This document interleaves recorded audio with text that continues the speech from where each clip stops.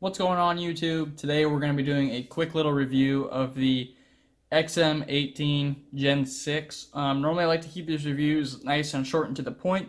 This one's going to be a little bit longer and I'll get into why here in a little bit. Basically I'm going to be showing you guys the action on all three pivot systems, the bearings, the phosphor bronze washers, as well as the Teflon washers. So real quick, let's just get into the specs. We got a 3-inch blade here of M390. Cutting edge of 3 inches on this as well. This is a DLT Trading exclusive. They have the no choil versions in M390. If you have the choil version, it's about 2.5 inches of cutting edge. What's kind of cool about the no choil version of the 3-inch, you get the same cutting edge as you would on a full normal 3.5-inch XM-18 with the choil. So a lot of blade in a small package here. 4.15 inches of handle, 3.4 inches of grip area, handle thickness of 0.42 inches, blade stock of 0.14 inches, behind the edge thickness of about 25 thousandths, overall length of 7.1 inches, closed length of 4.15 inches, closed width, so the measurement from about here to here is 1.25 inches, and if you include the flipper tab, it's 1.43 inches. And last but not least, the weight is 3.6 ounces. So we're going to do a couple little size comparisons here. Two knives that I think fit as far as the quality goes, as well as a good size comparison. Small Sebenza 21, real similar in size there, especially in blade length as well. And then a Benchmade Anthem. So a little bit bigger on the Anthem here. All right, let's talk about my likes of this knife a little bit real quick. The design, I really like the design. So overall, I've always liked the Hinderer designs. They speak to me. I like the blade shape. This is the slicer grind, no choil version from DLT. The slicer grind always just appealed to me. I like the nice little swedge that they have cut out up here for piercing ability. It's relatively thin behind the edge. It still cuts pretty well for being a thicker knife, but it's still a pretty stout blade. You guys can see just how thick it is out there at the tip still. So, I mean, it's a good overall blade design. I've always liked the handle design of it as well. It just fits the hand really, really nice in most grips. Kind of locks your hand in. Hinderer knows how to make a nice ergonomic knife. The steel on this is great, M390. They're coming with either 20 CV or M390 nowadays, so not really a big deal. There's pretty much the exact same steel. I like the size quite a bit. This is kind of in my wheelhouse as far as the size of knife that I like. So a 3-inch blade. The small Sebenza here is one of my favorites, and that is a 3-inch blade as well. So pretty familiar territory for me as far as that goes. I really like the solidity of this knife. This knife feels super, super solid when you're using it, as well as just overall. So you have the blade stops here that kind of function as thumb studs.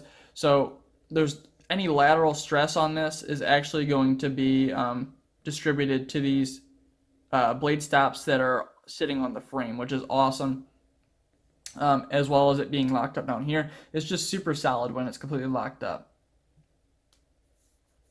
I also like the anodization that they did from the factory on this one.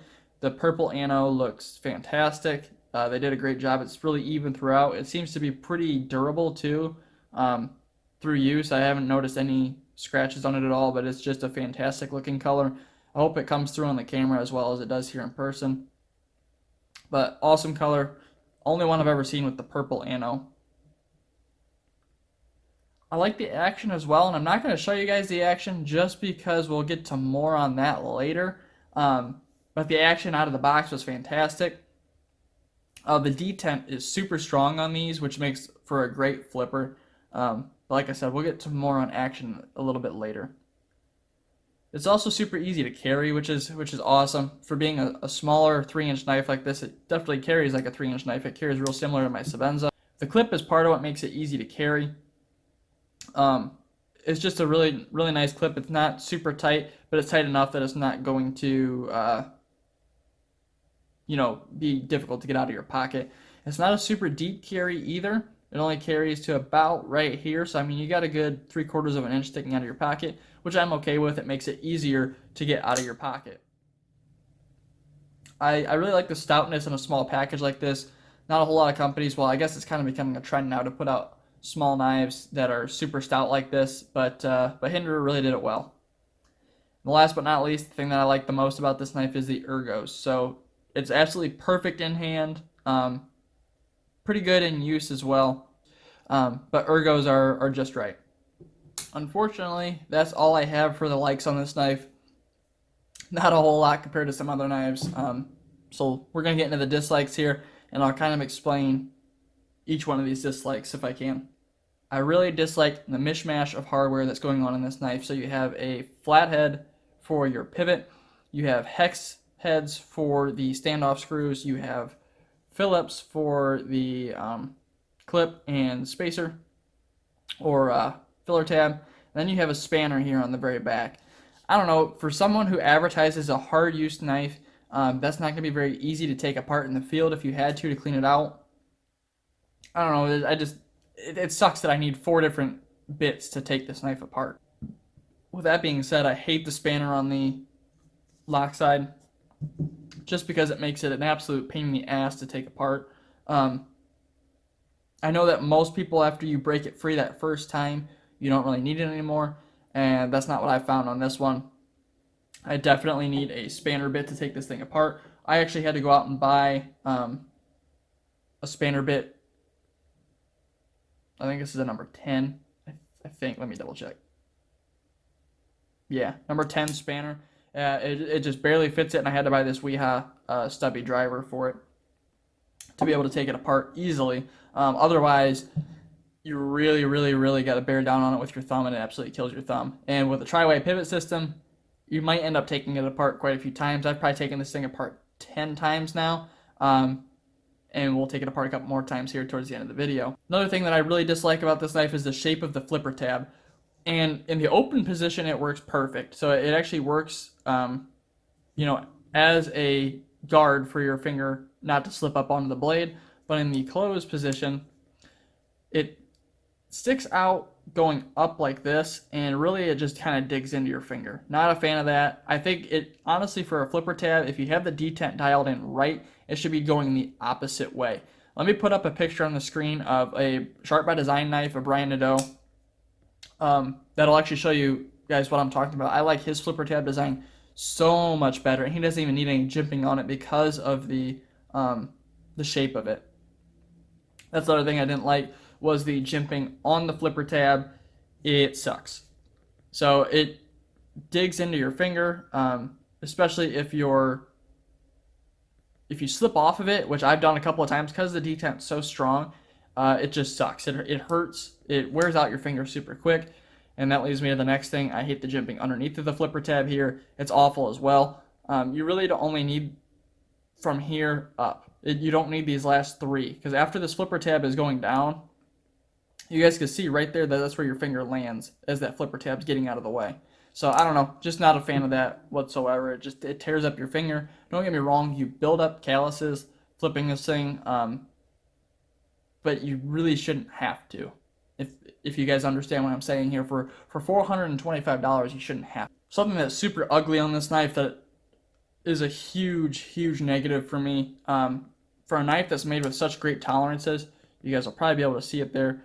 Right here is a shouldered stop pin. You guys can see on the left side, it won't seat fully in that scale. Like I said, I've had this thing apart like 10 different times, trying to get that to seat down, and it just will not seat in that titanium liner. So, I mean, that's super ugly. I don't know why it's not doing that. I've heard other people have had that same issue, and I think that contributes to some of the issues that I've had with it as well. I've also had some pretty bad lock stick with this, and so one of the things that Hinderer was supposed to fix with the Gen 5s and then continuing into the Gen 6s was not lock stick, but they added a steel insert here, which is completely unnecessary in my opinion. The old Gen 4s that did not have the lock insert were perfectly fine. They worked perfect, no lock stick whatsoever. They locked up about the same. I mean, I don't know. It's an unnecessary improvement. Why fix it if it's not broke? But what I've noticed with this is I get a lot of lock stick, especially because you guys might be able to see it down in there. That detent track runs right next to it, and it actually carries lubrication over onto the lock bar insert, which makes it have lock stick. No matter how little lubrication I use, I have that issue. I've tried, like I said, I've had it apart 10 or so different times and it still has lock stick. Another thing that I've noticed with this knife is that the centering tends to drift pretty bad. If you guys watch my unboxing video, the centering was just slightly off to the left, and that's still the case now, but I've had it centered, but then it wants to drift back. So I've had it with the bearings. I had it centered with the bearings. It worked perfectly fine. I switched over to the phosphor bronze, centering's off, and then I tightened it up again, and the centering's good, and then it drifts back off, and I'm using Loctite. I'm not, leaving that pivot alone to back out on its own, which it really doesn't anyhow. It's a super big screw. I don't know. It's just super ugly. That's one of the issues that I have with a $425 knife, is that the centering wants to drift on me all the time. So we're going to get back to action here. I absolutely hate the action on the phosphor bronze washers. That's what I have installed on this right now. And it's so bad. So right now, if I try and get this to close, I can't get it to drop shut, which is fine. I'm not saying every knife should be a drop shut. But here's the action. I only get it to flip out to about right there. It's super, I don't want to say it's gritty because it's not gritty, it's just tight. Thumb stud still works just fine, but it's a little bit tight. It's just, if I loosen up the blade or the pivot anymore, I get blade play. If I tighten it down anymore, it becomes unusable. So right now it's the perfect balance of where it should be, which is awful considering I can't even flip it on it. The action has gotten slightly better, ever so slightly. But that's been from me sitting on the couch and just working it like this for like 3 straight hours, and we're still aren't at the point where it could flip. Now, I don't know about you guys, but for $425, I expect my knife to flip out of the box on all 3 pivot systems that it comes with: the bearings, the phosphor bronze washers, and the Teflon washers. If you're advertising a 3-way pivot system, it should flip just fine on all 3 pivot systems, not just the bearings. There's a lot of guys out there that are running them on bearings, and that's fantastic. But for me personally, I like the phosphor bronze the most because it gives you a balance of smoothness as well as durability, and it just doesn't flip well on them, it's so ugly. One other thing that I really noticed is, we're going to see if we can get it to do it, when you flip it, this was more of an issue on bearings. So if you flip it and you lock it up, you guys might be able to hear it crunching when I try and squeeze a little bit, like let's pretend I'm using it kind of hard and I'm squeezing on the knife. Hope you guys heard that. It just clicked a little bit. Try it again. You guys may or may not be able to hear that, but it's crunching a little bit, and that as that lock bar is sliding over, you guys might be able to hear a little bit of lock stick here too. So I don't know, just not super impressed with that. And last but not least, my biggest dislike of this knife isn't even the knife, it's the customer service. And that's so bad. For a knife that's $425, the customer service should be fantastic. If I have any issues with it, I should be able to get a hold of the company and they'll take care of me within 2 or 3 days. It took 4 or 5 different emails to Hinderer in over 2 weeks for them to get me new washers and new spacers to try and fix the tightness of it on those washers. After almost 2 weeks, they finally emailed me back and then had me new washers within 2 days. Now, albeit I'm literally within an hour and a half of their shop. So, I mean, I literally could have drove down there and probably got it resolved that day. But I shouldn't have to. Their customer service should be so much better than that. I'm willing to bet, if I emailed CRK that I was having issues with their washers, they were out of spec and they were too tight, they'd email me back probably within a day. It just pissed me off so much that they took that long to get back to me and then finally resolve the issue, and it didn't even fix the issue. The spec or the spec of the washers is still way off. Let me grab the original phosphor bronze washers. I'll show you the marks that it has made in those washers just from running them in this knife for like 2 days.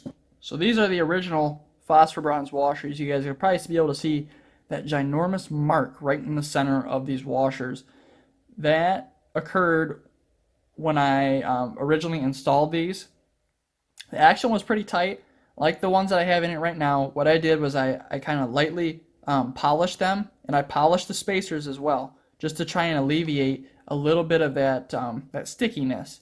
So having this washer in there for 2 days made that big of a ring in the center of that washer. I don't know if that doesn't tell you guys that the specs are off somewhere. I don't know what does. Here's the other one as well. Just ginormous rings where it's just wearing the shit out of these washers. It's so ugly. I don't understand how for the price that you pay that the specs are, or the tolerances are this bad on one of the 3 pivot systems that they send with the knife. And even after the new ones arrived, it's still the exact same. I'm still having the same issue. So I'll show you guys the action now on all 3 pivot systems. So like I said, this was on the phosphor bronze. I only get to flip out 3/4 of a way, maybe 4/5 of the way if I'm lucky. The detent ball normally catches it. So that was the action with the flipper tab. Here's the action with the thumb studs.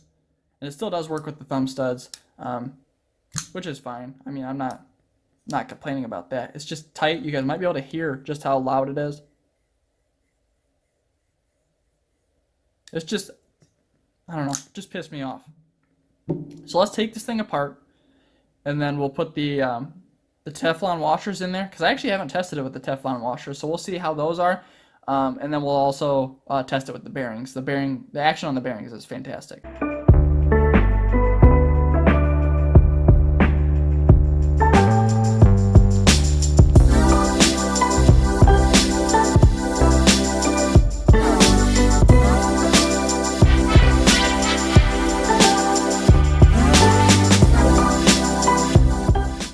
Okay, so now you guys can see that I have this all apart.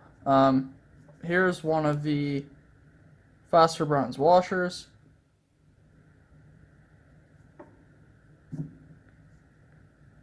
There's the spacer and the blade. Here's the other spacer with the other phosphor bronze washer on it. Let's pull this spacer out. We're going to clean everything out and then re-lube it. There we go. That spacer's free. Clean it off with a little bit of alcohol. You guys could probably see there that these washers are wearing quite a bit more evenly than the other ones, which is good, but still shouldn't have to break in a knife that's supposed to work on 3 different pivot systems. That side of the blade. Yeah, you guys could probably see there just how much that has worn the inside of that. You guys can also see that track where the bearings have actually wore into the titanium as well. Alright, so we have everything taken apart, everything cleaned off. I'm going to reassemble it with the Teflon washers, and I'll get right back to you guys.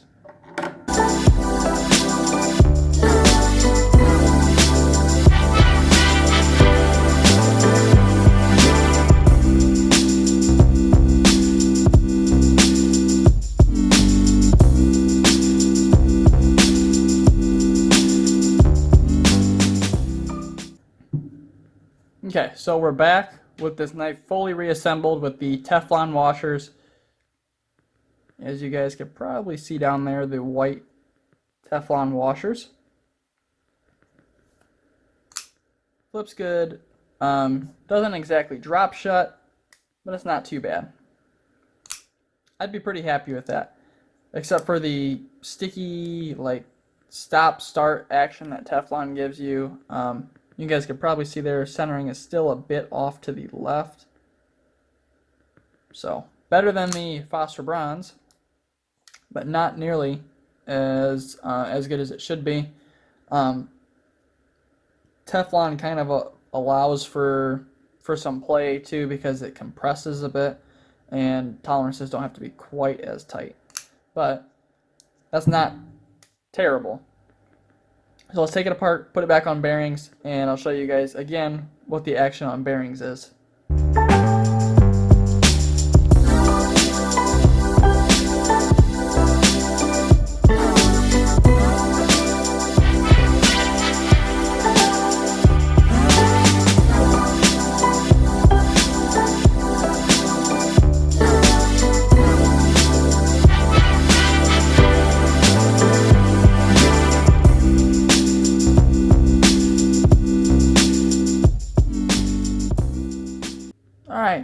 got it all reassembled now on the bearings. You guys can see the action is absolutely perfect. Drop shut, centered well.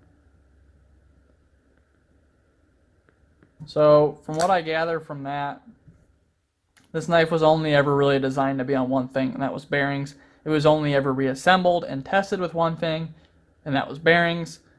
It's centered. The action's perfect. That's just the way that it was supposed to be. So long story short, I don't even understand why they include the other two types of pivot systems, since it doesn't even work nearly as well as the bearings do. If you're only going to design a knife that works properly on one of those things, don't advertise it as being on 3 different pivot systems, because it's just not that. That being said, that's my personal experience with this knife. I know I'm probably going to get a lot of hate in the comments because it's kind of controversial and everyone seems to like the Gen 6s, but personally, I much prefer the Gen 4s over the Gen 6s. This is my 3rd Hinderer now. I've had a Gen 4 XM-18 3.5 inch. I've had that Eclipse, and now I've had this, and just none of them really agreed with me, unfortunately. It's a knife that I really, really wanted to like, and I just can't get into it. So anyhow, guys, that's my review here of the Hinderer XM-18 Gen 6. I'm sorry that this ran a bit long, but hopefully for those guys that are looking for info on all 3 pivot systems and all that good stuff, you got what you're looking for. If you enjoyed the video, make sure to drop a like down below. Subscribe if you want to continue to see more content just like this one. And as always, guys, thanks so much for watching. Have a great day.